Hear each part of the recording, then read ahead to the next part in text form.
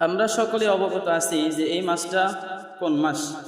এই মাসটা হলো রবিউল আউয়াল মাস। আজকে রবিউল আউয়াল মাসের প্রথম জুমা। এটা আলহামদুলিল্লাহ আমরা সবাই অবগত আছি। তো রবিউল আউয়াল মাসে অনেক আমলের কথা বলা হয়েছে, আবার অনেকগুলা কাজ বর্তমান সময়ে অনেক বিভ্রান্তিমূলক অনেকগুলা কাজ সংঘটিত হয়, সেগুলো থেকে বিরত থাকতে বলা হয়েছে। তো আমল আমরা তো খুব করি, যে আমল করি তার থেকে দেখা যায় আমাদের গুনাহ বেশি। তো এই জন্য আমাদের প্রথমে গুনাহকে ছেড়ে দেওয়া উচিত। আল্লাহ রাসূল সাল্লাল্লাহু আলাইহি সাল্লাম বলছেন, আল ওয়ারা কাল কাফ, প্রকৃতপক্ষে পরহেজগার তো সেই যে গুনাহ থেকে বিরত থাকে। আমল করার নাম পরহেজগার না, আমল করার নাম মুত্তাকি না, আমল পাহাড় পরিমাণ করার নাম ইমানদার না। আপনাকে গুনাহ থেকে বিরত থাকতে হবে, তাইলে আপনি প্রকৃতপক্ষে পরহেজগার। যদি আপনি একদিকে আমল করেন আর একদিকে গুনাহ করেন, তাইলে আপনার দেখা যাবে আমলের থেকে গুনার পাল্লা বেশি ভারী হবে। না, আমল দিয়ে আপনি কখনো জান্নাত পাবেন না, আমল দিয়ে জান্নাত সুন্দর হয়। গুনাহ কমান, আল্লাহ তাআলার প্রিয় বান্দা হন, আল্লাহ পাক রব্বুল আলামিনের কাছে খাস বান্দা হন, মুত্তাকি হয়ে যান, পরহেজগার হয়ে যান, আল্লাহ পাক রব্বুল আলামিন আপনাকে অনুগ্রহ করে জান্নাতে দিয়ে দেবে। আবার কেউ প্রশ্ন করতেও পারেন, অনুগ্রহে কেন জান্নাতে দেবে? আমি তো পরীক্ষা দিয়ে পাশ করে জান্নাতে যাচ্ছি। পরীক্ষা দিয়ে পাশ করে জান্নাতে যাওয়া আমার আপনাদের পক্ষে সম্ভব না, আমার পক্ষে আপাতত সম্ভব না, আপনাদের পক্ষে কি আপনারাই ভালো জানেন। তো যাই হোক, যেটা বলার মাকসাদ, রবিউল আউয়াল মাস, এই রবিউল আউয়াল মাস আসলে দেখা যায় একটা জনসংখ্যা আছে, কিছু ভণ্ড নামের আশিকে রাসূল আছে, যারা নিজেদেরকে আহলে সুন্নাত ওয়াল জামাত হিসেবে দাবি করে, তারা নিজেদেরকে আশিকে রাসূল হিসেবে দাবি করে, তারা তাদেরকে সুন্নি হিসেবে দাবি করে। কিভাবে দাবি করে, কিসের মাধ্যমে দাবি করে, এই বিষয়ে আজকে বলার মাকসাদ। ইনশাআল্লাহ তাআলা আল্লাহ পাক রব্বুল আলামিনের তৌফিকে এটা আপনাদেরকে বোঝানোর চেষ্টা করব যে আহলে সুন্নাত ওয়াল জামাত তারা কি না, আর আমরা কি আহলে সুন্নাত ওয়াল জামাত কি না, এই বিষয়ে কোরআন ও হাদিসের দলিল এবং যুক্তি দ্বারা বোঝানোর চেষ্টা করবো ইনশাআল্লাহ তাআলা। আল্লাহ তাআলা আমাকে বোঝানোর এবং আপনাদেরকে বুঝে দুনিয়া ও আখিরাতে আমল করে উপকৃত হওয়ার তৌফিক দান করুক। সবাই খাস দিলে দোয়া করি, আল্লাহুম্মা আমিন। তো তারা যেই 12ই রবিউল আউয়াল আসলে জশ্নে জুলুস ঈদে মিলাদুন নবী পালন করে, এটা আপনারা নাম শুনছেন, জশ্নে জুলুস ঈদে মিলাদুন নবী পালন করে। তো তারা পালন করে পাশাপাশি একটা কথাও বলে। সেই কথাটা কি, যে এই জশ্নে জুলুস ঈদে মিলাদুন নবী যারা পালন করে তারাই হলো একমাত্র আহলে সুন্নাত ওয়াল জামাত, তারাই হলো খাঁটি আশিকে রাসূল, তারাই হলো সুন্নি। আর যারা এই রবিউল আউয়াল মাসের 12 তারিখে ঈদে মিলাদুন নবী পালন করে না, তারা আহলে সুন্নাত ওয়াল জামাত না, তারা আশিকে রাসূল না, তারা সুন্নি না, বরঞ্চ তারা ওয়াহাবি। তো তাদের এই উক্তি এখন আমরা গায়ের জোরে নাই, বরঞ্চ যুক্তি এবং দলিলের দ্বারা প্রমাণ করে দিচ্ছি যে কারা ওয়াহাবি আর কারা আহলে সুন্নাত ওয়াল জামাত। তো তারা যে বলতেছে আহলে সুন্নাত ওয়াল জামাত ঈদে মিলাদুন নবী পালন করার দ্বারাই হয়, ঈদে মিলাদুন নবী পালন করার দ্বারাই আশিকে রাসূল প্রমাণিত হয়। এখন আমাদের আগে জানতে হবে এই ঈদে মিলাদুন নবীর ইতিহাসটা কোত্থেকে শুরু হয়েছে। 1974 সালের পাকিস্তানের এক ভণ্ড তৈয়ব নামের এক লোক, এই খবিস বাংলাদেশে আসার পরে আম মুসলমানদেরকে বলছে, তোমরা 12ই রবিউল আউয়াল নবীজির মহাব্বতে ঈদে মিলাদুন নবী পালন করো।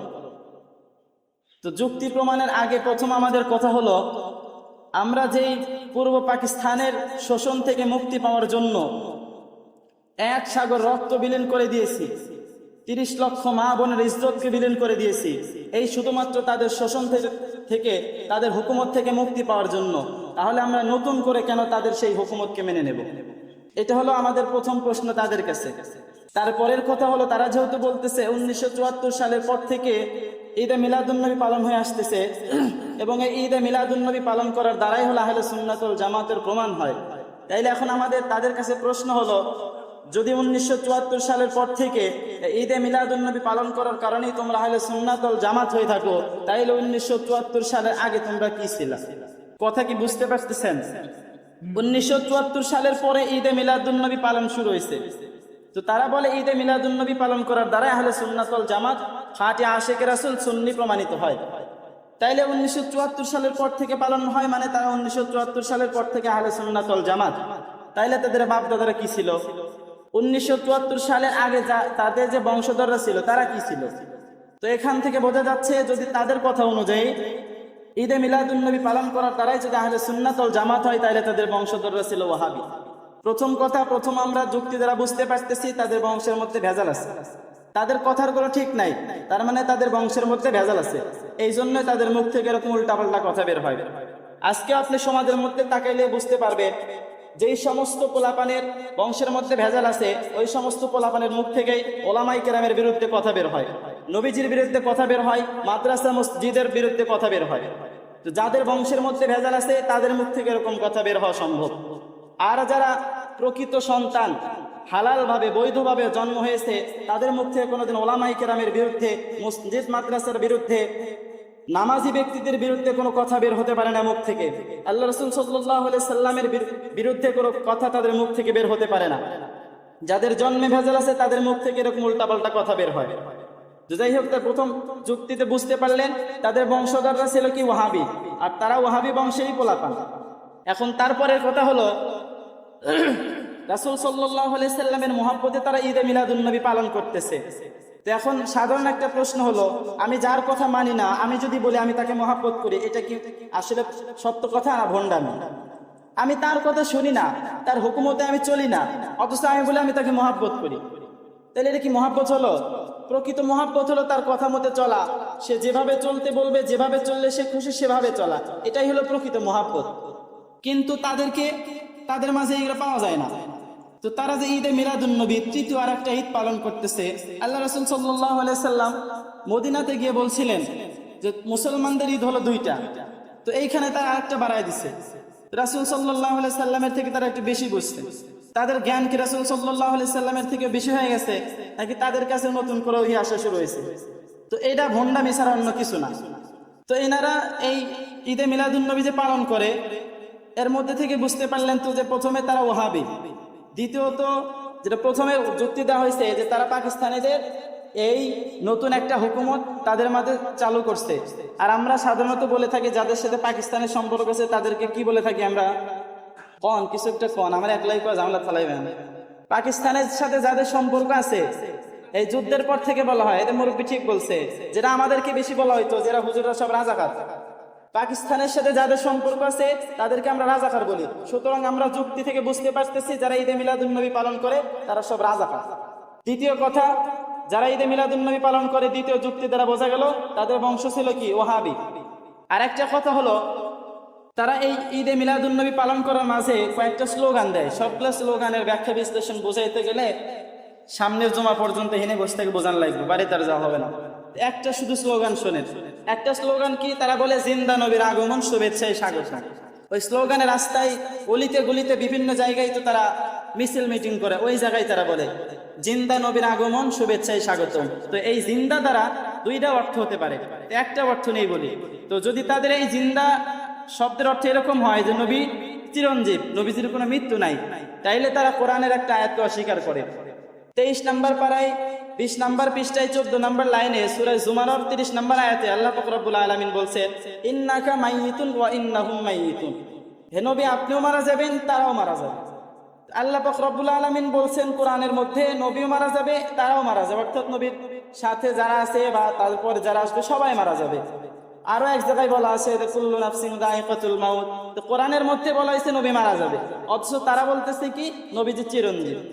তাইলে পরে এখান থেকে বোঝা যাচ্ছে তারা কোরআনের আয়াতকে অস্বীকার করতেছে, তারা কোরআনের আয়াতের বিরুদ্ধে কাজ করতেছে, সুতরাং তারা মুসলমান হতে পারে না। এখন কত হলো, যারা মুসলমান না তারা আবার আহলে সুন্নাত ওয়াল জামাত হয় কিভাবে? যারা মুসলমান না তারা আবার আশিকে রাসূল হয় কিভাবে? যারা মুসলমান না তারা আবার সুন্নি হয় কিভাবে? ওরা তো মুসলমানের মধ্যেই পড়ে না। তারপরে যে শব্দটা বলছে জিন্দা নবীর আগমন, আগমন মানে নবী তাদের মিটিং এ আসে। এই জিন্দা আর একটা অর্থ আছে, ওটা লম্বা একটু ব্যাখ্যা বিশ্লেষণ, এই জন্য বলতেছি না, সময় খুব কম। তো যে তারা বলে যে আগমন শব্দের দ্বারা একটা অর্থ নেয়, এই অর্থটা হলো যে তাদের মিটিং এ তারা যে মিছিল করতেছে, এই মিছিলে নবীজি স্বয়ং আগমন করে। অথচ আল্লাহ রাসূল সাল্লাল্লাহু আলাইহি ওয়াসাল্লাম হাদিস শরীফে বর্ণনা করেন, অকালেন নবী সাল্লাল্লাহু আলাইহি ওয়াসাল্লাম আল আহিয়াউন আল আম্বিয়া ওয়া আহিয়াউন ফি কুবুরিহি, প্রত্যেক নবী রাসূলগণে কবরের মধ্যে জীবিত থাকেন। হাদিসের অর্থটা ভালোভাবে বুঝেন, প্রত্যেক নবী রাসূলই কবরের মধ্যে জীবন্ত থাকেন, জীবিত থাকেন, কবরের মধ্যে জীবিত থাকেন। এটা কিন্তু বলা হয় নাই কবরের মধ্যে জীবিত থাকে, মাঝে মাঝে উঠা তার যেগুলা খাস উম্মত আছে তাদের সাথে সাক্ষাতে যায় বা তাদের বিশেষ বিশেষ মিটিং মিছিলেও উপস্থিত হয়। এরকম কোনো হাদিস আমি পাই নাই, আপনারা শুনছেন কি বানি পড়লেও করতে পারেন। তো যাই হোক, তারা বলতেছে জিন্দা নবীর আগমন মানে তাদের মিছিলে নবীজি আসে। তো আপনারা চেনেন যে আমাদের কয়রা মাদ্রাসার মোহতামিম সাহেব আপনাদের এই জায়গায় নামাজও পড়াইছে। তো আমি তো হুজুরের ছাত্র, প্রথম ছাত্র, মানে হুজুর আমার প্রথম ওস্তাদ আর কি। ওনার মুখ থেকে একটা মিসাল শুনছিলাম যে এই অনেক ভণ্ডরা দেখবেন ওয়াজ করতেছে, ওয়াজের মধ্যে মিলাদ বা এই বাড়িতেও ওই যে জেকের পার্টি করে মাইক নিয়ে এসে নাচানাচি করে, ওর মধ্যেই দেখা যায় অনেক সময় জিকির করতে করতে দাঁড়া যায়, দরুদ পড়তে পড়তে দাঁড়া যায়। ওদেরকে প্রশ্ন করা হলো, ওরা বলে যে ওই নবীজি তখন আসে এই জন্য আমরা দাঁড়াই যে নবীজির সম্মানার্থে। ওনারা যুক্তিও পেশ করে, আমি আমার শ্বশুরকে সম্মান করানোর জন্য যদি আমি দাঁড়াইতে পারি, আমি আমার বড় ভাইকে সম্মান করানোর জন্য যদি দাঁড়াইতে পারি, আমি আমার বাবাকে সম্মান করার জন্য যদি আমি দাঁড়াইতে পারি, তাইলে স্বয়ং নবী যার উপরে আর কারো মর্যাদা নাই তাকে সম্মান করার জন্য আমি কেন দাঁড়াইতে পারবো না? এটা হলো তাদের একটা যুক্তি। তো তখন হুজুর আমাকে এটা বুঝাই দিয়েছিলেন, এই মিসালটা আমাকে বললেন যে যারা এরকম বলে তো তাদের কাছে প্রশ্ন করবা যে নবীকে দেখছে দুই ধরনের লোক, এক হলো ইমানের সাথে দেখছে আর একটা হলো ইমান ছাড়া দেখছে।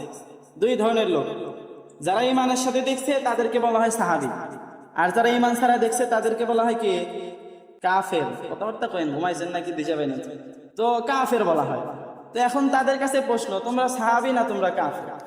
নবীকে যদি তোমরা ঘুমের মধ্যে দেখা যায়, স্বপ্নে নবীজি দিদার লাভ করা যায়, কিন্তু একদম সরাসরি জীবিত এই জাগ্রত অবস্থায় যদি দেখে তাহলে তো ওই যুগের মতো হয়ে গেল যে সরাসরি আপনার জাগ্রত অবস্থায় দেখছে দুই ধরনের লোক, এক সাহাবী আর এক হলো কাফের। তাহলে এরা কোন গ্রুপ? যে কোনো এক গ্রুপ তো হবে। তাহলে কোন গ্রুপ তারা? তারা তো নিজেদেরকে সাহাবী দাবি করতে পারবে না, তাহলে কি তারা দ্বিতীয়টা? তো এখান থেকে বোঝা যাচ্ছে যদি তাদের এই আগমন শব্দের অর্থ এরকম হয় যে নবীজি তাদের এই মিছিল উপস্থিত হয়, তাইলে পারে তারা দ্বিতীয় সুরতের রাখে।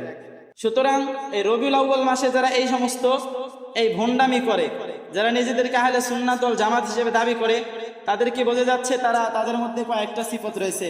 তারা রাজাকার, তাদের বংশ ওয়াহাবি, তারা স্বয়ং কোরআনের আয়াতকে অস্বীকার করতেছে, রাসূল সাল্লাল্লাহু আলাইহি সাল্লামের হাদিসকে অস্বীকার করতেছে, আয়াতের বিরুদ্ধে কাজ করতেছে, হাদিসের বিরুদ্ধে কাজ করতেছে। সুতরাং তারা মুসলমানই না, তারা আহলে সুন্নাত ওয়াল জামাত তো দূরের কথা।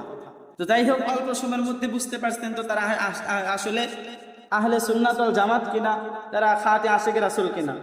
এটা ক্লিয়ার বুঝতে পারলেন তো যে তারা আসলে কিনা আহলে সুন্নাত ওয়াল জামাত জিন্দেগিতেও হতে পারে। এখন প্রশ্ন, তাহলে হুজুর তারা যদি আহলে সুন্নাত ওয়াল জামাত না হয়, তাহলে আহলে সুন্নাত ওয়াল জামাত কারা? আছে তো আহলে সুন্নাত ওয়াল জামাত, আশিক রাসূল আছে তো, সুন্নি আছে তো। এখন ওই কাজগুলো যেহেতু আমরা করি না, এই জায়গায় মনে হয় এরকম কেউ কাজ করে না, তো যেহেতু তাদের গ্রুপের থেকে আমরা আলাদা, তাহলে আমরা মোটামুটি বলতে পারি আমরা আহলে সুন্নাত ওয়াল জামাত। নাকি সন্দেহ আছে আপনাদের কারো? সন্দেহ থাকলেই বলে দেন, সন্দেহ দূর করে দিই। আহলে সুন্নাত ওয়াল জামাত তাহলে আমরা নিঃসন্দেহে। তো এখন আমাদের প্রশ্ন হলো, মানে আমার প্রশ্ন আপনাদের কাছে, আমরা তো সব আহলে সুন্নাত ওয়াল জামাত, তারা তো বিভিন্ন ভণ্ডামি, কোরআনের আয়াত অস্বীকার, হাদিসের অস্বীকার, আয়াতের বিরুদ্ধে কাজ, হাদিসের বিরুদ্ধে কাজ করলো, তাদেরকে বিভিন্ন দলিল যুক্তি দিয়ে তো ছাঁটাই করে দেওয়া হলো। এখন আমরা যারা আহলে সুন্নাত ওয়াল জামাত আছি, তাদের কাছে আমার একটা ছোট্ট প্রশ্ন, যে আমি আপনি নবীজির উম্মত, আমি আপনি আহলে সুন্নাত ওয়াল জামাত, আমি আপনি আশিক রাসূল, আমি আপনি সুন্নি, তাইলে পারে একটু তাকায় দেখেন তো, নিজে নিজেই খেয়াল করেন, খুঁজে খুঁজে বাইর করার আমার দরকার না, আপনি আপনারটাই খুঁজবেন। আমি নবীজির উম্মত, আমি আহলে সুন্নাত ওয়াল জামাত, আমি আশিক রাসূল, আমি সুন্নি, আমার কাজের মধ্যে কয়টা সুন্নত আছে? আমি যে খানা পিনা করি, আমার খাওয়ার মধ্যে কয়টা সুন্নতকে আমি পালন করি? আমি যে নিয়মিত প্রত্যেক রাত্রে ঘুমাই, আমি ঘুমানোর মধ্যে কয়টা সুন্নাতকে ফলো করি, কয়টা সুন্নতকে আমি আমার মধ্যে বাস্তবায়ন করছি? আমার পরিবারের মধ্যে আমি কয়টা সুন্নাত বাস্তবায়ন করছি? একটু নিজে ফিকির করেন। আমি আপনি তাহলে সুন্নাত ওয়াল জামাত, আমি তো নবীজির উম্মত। কি বলবেন যে আমি দাঁড়িয়ে রাখছি, আমি নবীজির সুন্নাত? রবীন্দ্রনাথ ঠাকুরের কি দাড়ি আপনার থেকেও ছোট ছিল? উনার দাড়ি বিশাল বড় ছিল, বলা চলে আপনার থেকে ওনার দাড়ি বড় ছিল। তো উনি কি আহলে সুন্নাত ওয়াল জামাত? উনি তো দাড়ি রাখছে। দাড়ির দ্বারা আহলে সুন্নাত ওয়াল জামাত হওয়া যায় না, দাড়ির দ্বারা আশিক রাসূল হওয়া যায় না। আবার বলবেন হুজুর আমি টুপি পরি, পাঞ্জাবি পরি, টুপি পাঞ্জাবি তো সাদও পরে, তাইলে কি আপনি সাদকে আহলে সুন্নাত ওয়াল জামাত, আশিক রাসূল, সুন্নি বলবেন? টুপি পাঞ্জাবি দাড়ির দ্বারা আহলে সুন্নাত ওয়াল জামাত হওয়া যায় না, সুন্নি হওয়া যায় না, আশিক রাসূল হওয়া যায় না। আশিক রাসূল হতে হলে কলিজা দিয়া, অন্তর দিয়ে আপনার সময়কে বিলীন করতে হবে, প্রয়োজন হলে আপনার জানমাল সবকিছু বিলীন করতে হবে, তাইলে পারে বোঝা যাবে আপনি আহলে সুন্নাত ওয়াল জামাত। মসজিদে আসবো আমি, বাহিরে বসে থাকবো, বিভিন্ন আজান দেওয়ার পরে ওক্তে নামাজের কথা বলতেছি, জুমার নামাজ না, যারা ওক্তে নামাজ পড়ি তাদের কথা। মানে আমি ওয়াজ যা করি প্রথমে আমি ওই ওয়াজগুলো নিজেকেই করি, যে আপনাদেরকে বলার দ্বারা যেন আমার ফায়দা হয়, যে আমি আপনাদেরকে বলতেছি, পরবর্তীতে যখন এই কাজটার বিপরীত আমার দ্বারা হবে তখন আমার অটোমেটিকলি মাথায় চলে আসে, এই তুই তো মসজিদে গিয়ে এইটা মানুষকে নসিহত করস, মানুষকে উপদেশ দেস, তুই এই কাজ কিভাবে করস? তো প্রথম ওয়াজটা আমি আমাকে করি, আপনারা কেউ মন ক্ষুণ্ণ হবেন না, আমি আমাকে ওয়াজ করি, এটা আপনারা শুনে যদি উপকৃত হতে পারেন এই জন্য একটু জোর আওয়াজে বলি আর কি, মনে মনে বলি না। তো যাই হোক, আমার আপনার খাওয়া দাওয়ার মধ্যে কোনো কি নাই, সুন্নাত নাই। আর এই নামাজের আগে আজান দেওয়ার পরে আমরা বসে থাকি বাড়িতে, যাই নামাজের তো আরো 15 মিনিট সময় আছে, আরো 10 মিনিট সময় আছে, এটা পরেই যাই। মসজিদে আসলেন, আসার পরে আপনি মসজিদে 2-4 রাকাত নামাজ পড়েন। অনেক নামাজের আগে সুন্নাত আছে, দেখা যায় অনেক মুসল্লি, আপনাদের এলাকায় তো আমি উক্ত নামাজ পড়ি না, আমাদের মাদ্রাসায় বা আমাদের গ্রামে যখন পড়ে দিই, অনেক মুসল্লি আছে একামত চলতেছে তখন মসজিদে আসে, আইসা কোনো রকম ফরজটা জামাত ধরে। আর আগে যে সুন্নাত আছে ওই সুন্নাত বাড়িতে গল্প গুজবের মধ্যে কাটায় দেয়। কি আজীব আকল! একজন সুস্থ মানুষের পক্ষে এরকম কাজ কিভাবে সম্ভব? নবীজির জীবনী তো জিন্দেগিতে আমরা ওয়াজের মধ্যে বক্তাদের থেকে কম শুনি নাই, তারপরে নবীজির প্রতি মহব্বত আমাদের আসে না কেন? অথচ যাদের আসে তারা ভণ্ডামি করে, আর যাদের আসা দরকার তাদের আসেই না, ভণ্ডামি তো দূরেই থাকে, আসেই না। তো যাই হোক, আল্লাহ পাক রব্বুল আলামিন আমাদেরকে বিশেষ করে রবিউল আউয়াল মাসে কোনো এলাকায় এগুলো যদি হতে দেখি আমরা, বাধা দেওয়ার জন্য তৌফিক দান করে, পাশাপাশি আমাদেরকে যেন এই ফিতনা থেকে দূরে থাকবার তৌফিক দান করে, আর আমাদেরকে খাঁটি আশিক রাসূল হয়ে মৃত্যুবরণ করার তৌফিক দান করে। আমি আপনি যদি সুন্নাত খাঁটি আশিক হয়ে মৃত্যুবরণ করতে পারি, তো আমার আপনার পরকালে তো কোনো চিন্তা নাই, আসেন তো আমার আপনার সুপারিশ করার জন্য। তো তার ক্ষমতা সম্পর্কে তো আমরা সবাই জানি, সবাই যখন চুপ তখন তিনি কথা বলবেন, তিনি সুপারিশ করে করে জান্নাতে নিয়ে যাবেন। এরকম সুযোগ, এরকম একজন মানুষকে মহব্বত করার পরে সুযোগ থাকার পরেও আমরা মহব্বত করি না। যাই হোক, আল্লাহ পাক রব্বুল আলামিন আমাদের সকলকে আকল দান করছেন, আমরা হক বাতিলকে বুঝে আহলে সুন্নাত ওয়াল জামাত হয়ে কবরে যাওয়ার আমাদেরকে তৌফিক দান করুক, এবং দুনিয়াতে আল্লাহ তাআলাকে রাজি এবং খুশি রাখবার, সর্বদাই খুশি রাখবার তৌফিক দান করুক। ছোট্ট একটা আমল বলে দেয়, রবিউল আউয়াল মাস যেহেতু এই মাসে নবীজি দুনিয়াতে আসছেন, সবাই চেষ্টা করবেন কম বেশি একটু নবীজির উপরে দরুদ পড়ার জন্য। যত বেশি দরুদ করবেন তত নবীজির নিকটবর্তী হবেন। যাই হোক, আল্লাহ তাআলা আমাদেরকে দরুদ পড়বার তৌফিক দান করুক।